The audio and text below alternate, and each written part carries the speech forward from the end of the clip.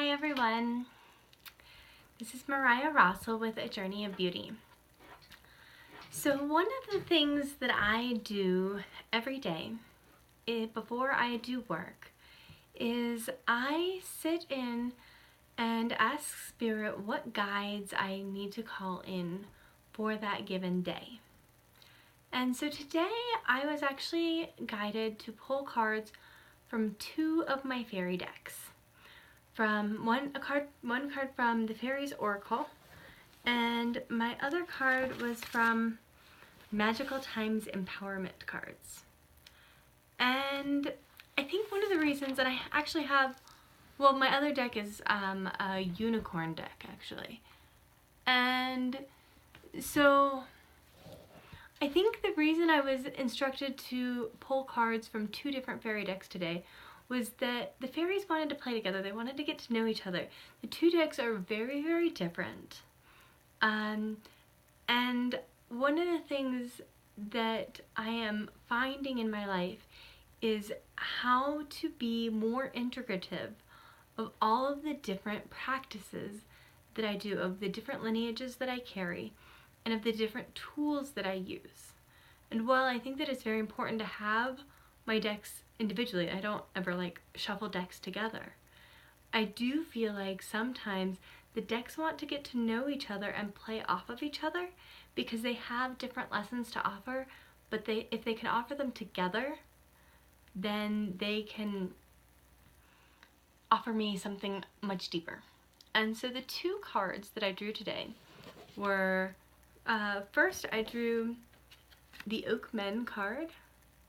You can see that there.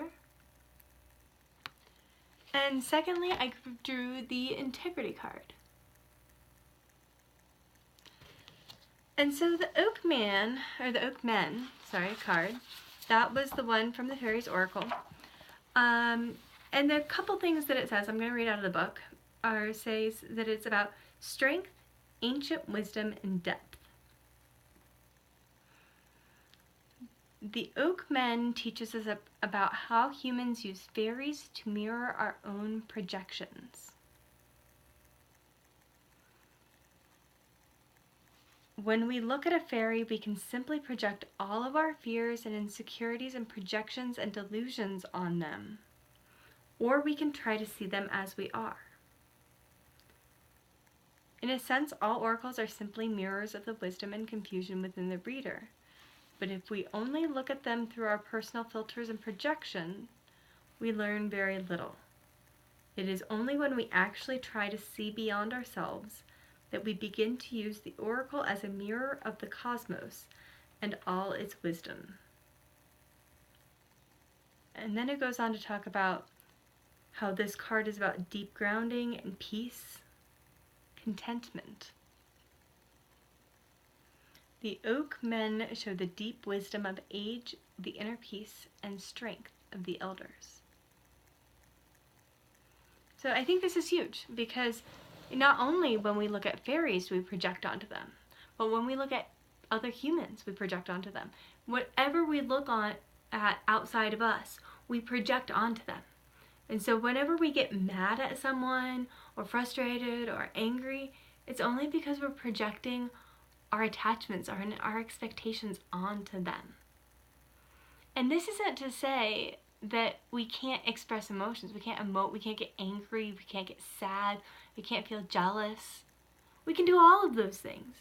And it's important that when we do those things, we own that these are our own feelings and that we don't make other people responsible for our feelings. And then when we behave in a specific way, we respond, that we take ownership and responsibility for that as well. And so it's this fine line where you feel the feelings, you go through the depth of feeling in human emotion. That's the beauty of it, right? And at the same time realize whenever that's coming up, that's your shit. And when it's coming up and it's really intense and it's really overwhelming, that just means you have more things to look at.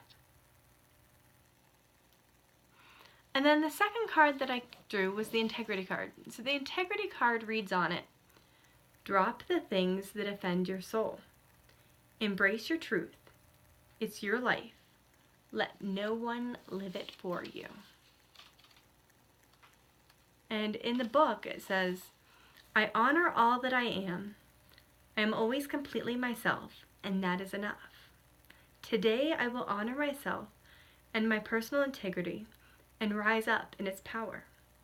I will embrace the greater part of me and live with sincerity and honor. I will be honest with myself, live a life of truth, and I will be free.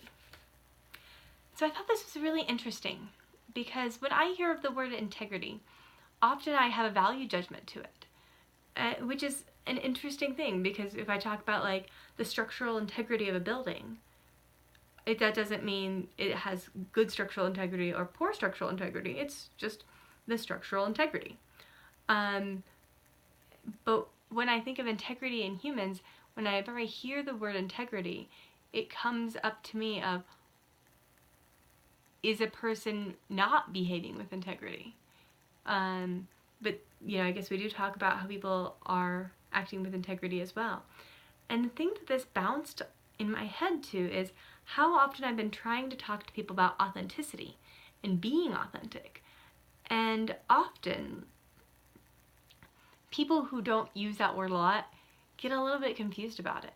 And so I think integrity is a good one to kind of start to get to authenticity, because integrity is about doing what is in alignment with what is proper for you. With integrity, there still feels like there's an outside judgment. I think most people would agree that if one were to, say, murder someone else, they would not be in integrity. And I would not be surprised if there is somebody out there that has actually murdered someone, that was able to say, maybe not murdered, but they killed, whatever word you want to use, but they took someone's life, and they would say, I was in my integrity when I did that action. And so that's what authenticity is. Authenticity is almost like integrity minus the should, minus the societal expectations. It's really being in your own integrity. And as it says, dropping the things that offend your soul. So the things that offend your soul, your shame, your fear, your doubt. Being someone you're not because you think that that's who the world wants you to be. You think that's who your mom wants you to be. You think that's who your partner wants you to be. It's what you think a good parent looks like. Whatever it is. But when you are living in should, that is something that offends the soul. That's something that takes you out of your integrity, out of your authenticity. But then this card, it's your life, let no one live it for you. That is truly authenticity. That's you living your life for you in the way that feels that it honors your soul, that it makes your soul sing. Right? And now how does this relate to the Green Man card? The Oak Man card? Perfectly. Because the Oak Man card is about wisdom, it's about depth, it's about grounding. It's about the depth of the soul. It's about ancient wisdom. It's about strength. And so that's what we do, is like as we can shed away all of these things that don't serve us, as we can let go of our ego, as we can let go of what is not in our highest good right now, what is not serving us, when we can let go of that shame and judgment and fear and doubt, and we can let go of all of that, we are one, integrity with ourselves, but two, when we are in that integrity, when we are grounded, when we are a clear channel, then we can open our hearts, our souls, our beings to allow the light of the ancient wisdom to come in. And this is not saying that we need to be our ancestors, but this is saying, how can we be conduits to allow ourselves to be infused with that wisdom? Because if we can allow ourselves to be infused with the wisdom of our ancestors, then we save so much time and energy. because they learned things, they had that wisdom. If they can pass that on to us, and then we can start with that wisdom and we can build from there, oh my gosh, how much time and energy would we save if we can start with that wisdom? And then for our children or future generations or whatever it is, if they can see us as the elders and that wisdom, they can get our wisdom and move on and move on. And so this is how over time, culturally, we can keep growing and creating things that are deeper, wiser, more grounded, because we're able to take the work that each generation did. And so this is one of the things that's really fascinating, because if we can see ourselves as a stepstone in a multi-generational wisdom expansion, consciousness expansion, then it's not a worry of, did I complete my task? But did I complete as much as I could during my lifetime to pass that wisdom on to the next generation so they could then rise as much consciousness as they can, and then we can just keep and keep and keep rising. And the trick to this is that integrity, right? The trick is that authenticity, is that clear channel.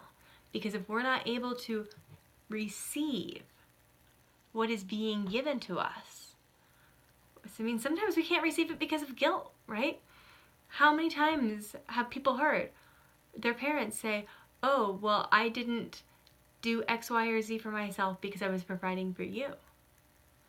And so then there's this whole guilt, fear, stigma, like it just feels ooky to receive.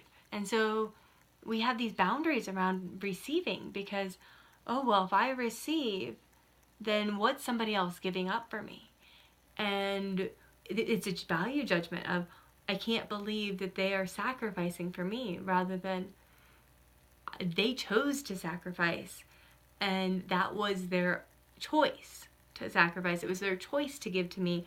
So my choice is to honor that sacrifice by receiving it as fully as I can, with as much integrity as I can, because I've done my work to be ready. And then taking that wisdom that I have received and doing the work to raise it up higher and higher. And then ultimately taking the time to do whatever sacrifice it takes at the end so that that wisdom can be preserved and passed on to the next person that is supposed to do something with that wisdom, right? And that's how over time we build these generations. And so what we have to do, though, is keep doing our own cleansing process. Because when we get caught up in the mundane, I mean, these are parts of being humans. You know, we get caught up in the drama, we get caught up in the shame, we get caught up in the guilt, we get caught up in our stories. When we get caught up in these stories, we are incapable of fully receiving that wisdom, because there's parts of us that reject it, because maybe we heard part of that wisdom that confronted who we think we really are. Maybe we received some of that wisdom and it created friction with our self-worth. We didn't think we were good enough to get that, right? And maybe it came and it was so intelligent, but it told us to go over there, and we've been going over here with our life, and now this wisdom tells us that everything that we've been doing in life is not the direction we're going to be going. We feel like we were wrong. And then barriers come up. I can't be wrong. You know, this wisdom must be wrong. So then it's that, take the step back, cleanse, cleanse, cleanse, purify, dig through your stuff, go through it, process it, understand it. And then you can create that clear channel, receive that ancient wisdom, and then act with integrity with it, build on it because it was given to you for a reason. And then at the end time, act with integrity with that wisdom and pass it on. And that passing it on may mean a sacrifice. The word blessing comes from the French blessure, which means to hallow with blood. So there's a sacrifice in the blessing. So there will be a sacrifice for you to receive this ancient wisdom and for you to pass it on. And so for me, the question, really the lesson of the day was, how do I keep myself, my practice, my words, everything in the greatest integrity? How do I cleanse it? How do I purify it? Because the more that I can do my personal work, the more ability I have to tap into this ancient wisdom that's all around us, because humans have been here for tens or hundreds of thousands of years. Conscious awareness, probably millions of years on this earth. That we can say, okay, I am willing to receive what has been sacrificed, what has been given by ancient wisdom before. And I am going to do that in a way that I'm in integrity, meaning I am not projecting my shit onto that wisdom, and I'm not projecting my shit onto anyone else. And so I guess my challenge for you today is, how do you work on cleansing yourself? How do you purify? How do you get to the point where you are living in your greatest integrity? If you like what I talked about, please like this video, subscribe to my channel, check out my link below for my blog, journeyofbeauty.com. And if you really love what I have to say, I would love to coach you and help you get into this clear integrity place in your life. Even if you feel that you are in integrity, let's play with, how do we get you to be most integrity? How do we get you to be the most authentic, most radiant, beautiful, blissful being that you are? Have a lovely day. Bye-bye.